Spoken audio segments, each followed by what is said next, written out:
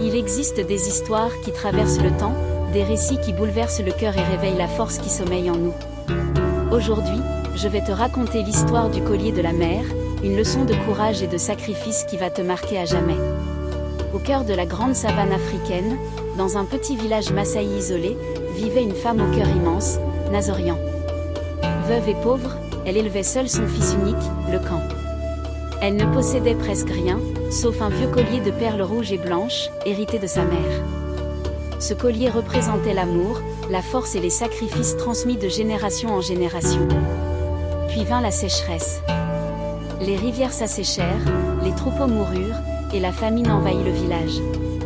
Le Can regardait sa mère se priver du peu qu'elle avait pour lui donner la dernière goutte de lait et le plus petit morceau de viande. Il se sentait impuissant, le cœur lourd. Un matin, Nazorian, avec des yeux pleins de sagesse, lui dit : « Un vrai guerrier ne fuit pas la tempête. Même quand la pluie tarde, il apprend à danser sous le ciel vide. » Ces paroles enflammèrent le cœur de Le Can. Voyant la famine s'aggraver, il décida de partir en quête d'aide. Il avait entendu qu'à 3 jours de marche vivait un grand chef qui contrôlait les sources d'eau. Sans prévenir sa mère, il se mit en route, prêt à tout pour sauver son peuple.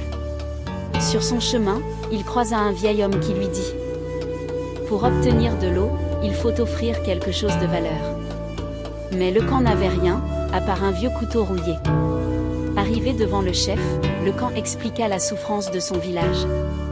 Le chef lui répondit : « Je peux t'aider, mais dis-moi, que peux-tu donner pour ton peuple ? » Le Can pensa aussitôt au collier de sa mère. De retour au village, il expliqua tout.